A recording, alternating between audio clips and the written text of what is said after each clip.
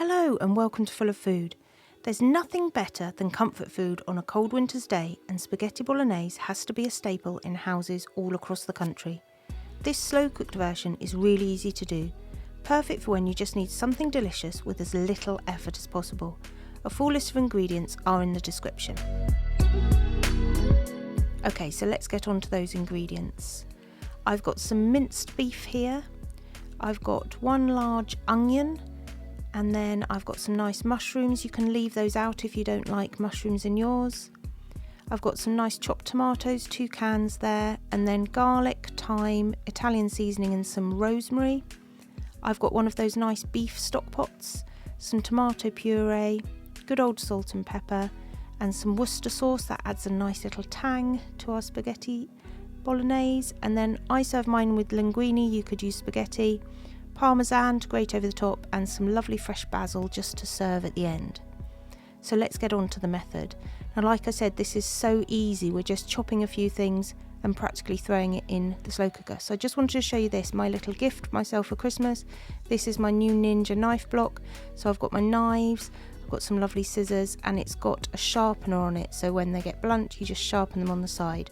So let's use one of these small knives. So you'll notice there my onion changed. My brown onion was off, so we've gone to red. Doesn't matter, I think it was probably a good mistake to make.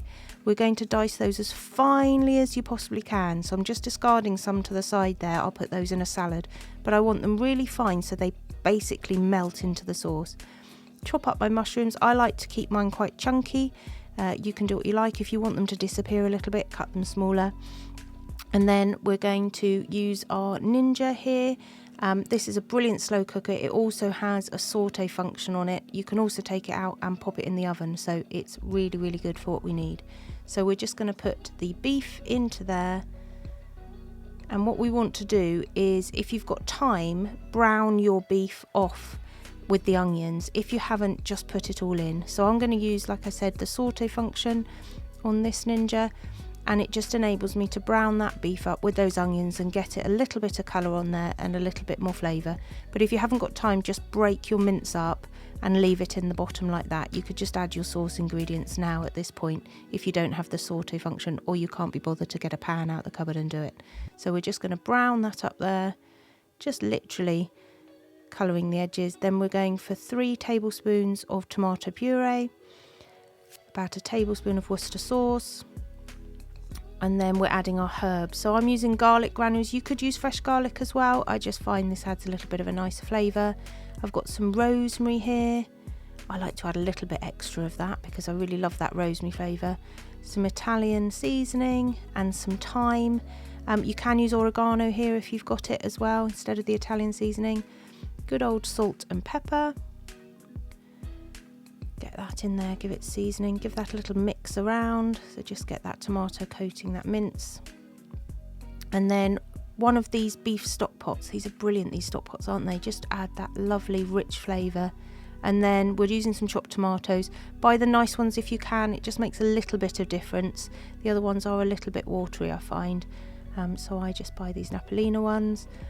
Pop those in there, give it a good stir around so all of the tomatoes and meat are mixed, and then you're going to cook that for 3 to 4 hours on high. If you feel it's getting a bit thick, just add a little bit of water. I think I added about 100 mils of water halfway. So after about an hour, I just like to have a little look. Oh, that steam coming out there, beautiful.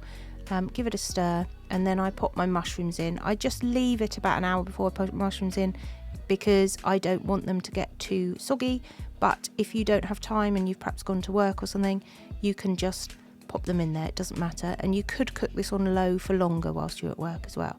So that really is as simple as it gets. I've cooked some linguine here. Like I said, you could use spaghetti as well, or you could use any pasta you wanted. You could probably even serve this with rice or potato wedges, whatever you fancy. Jacket potato, that's always a good one, isn't it? So there we've got this beautiful, rich bolognese sauce, and I cannot tell you how nice this is for how easy it is. I won't be buying a jarred bolognese sauce anymore. So just pop that onto your spaghetti or pasta, and then I just like to serve it with some fresh Parmesan. Grate that on top.